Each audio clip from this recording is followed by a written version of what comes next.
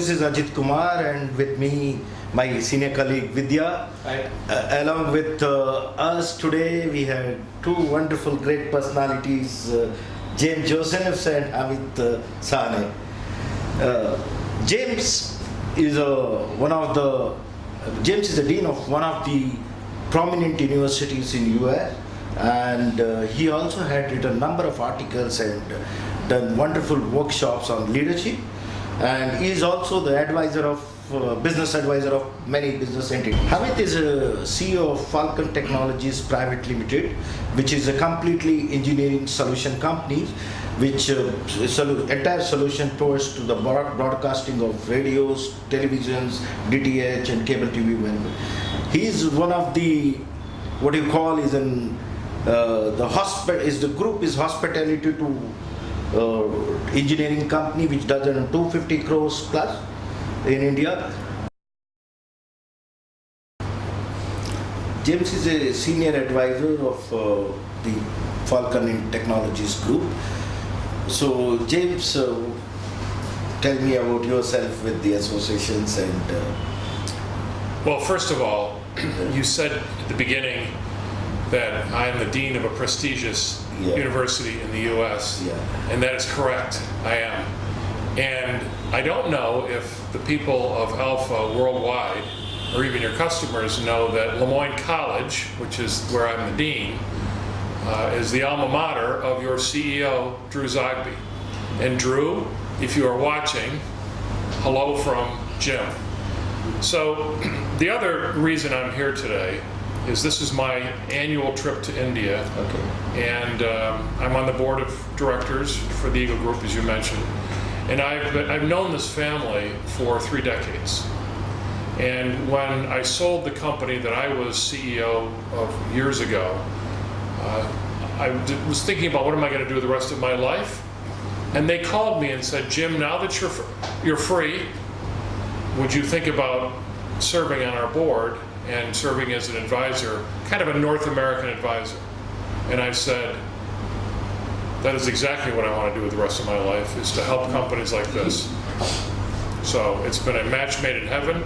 I can tell you that if you're considering doing business with this company, and it sounds like you are, integrity, innovative, hard work, and a lot of fun. Yeah, that's very important. Fun is important.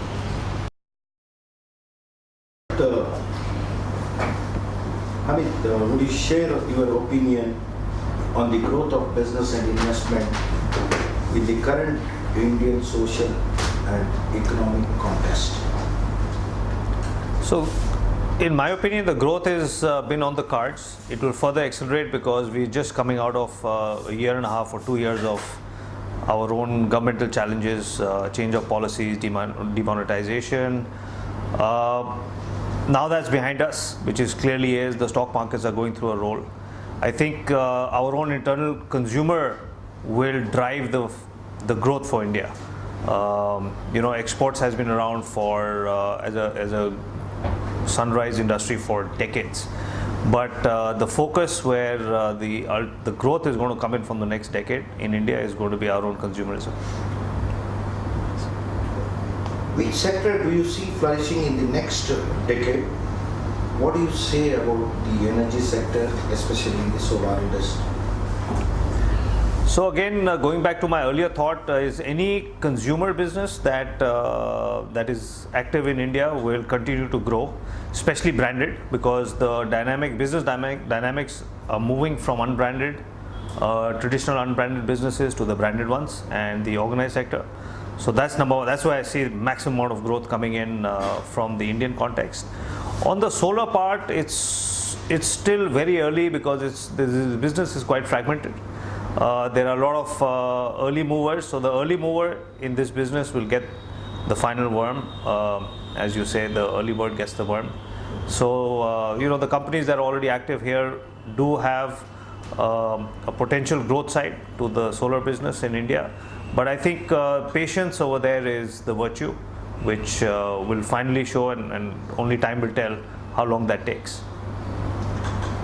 Do you think the current political and environmental challenges such as global warming, currency fluctuations, rising fuel prices and trade war will have an effect on Indian industry? Absolutely. They have. India is not isolated to any of these global dynamics at all, and few dollars fluctuation in the oil price sends our currency in a tailspin, like it's happened in the last few weeks.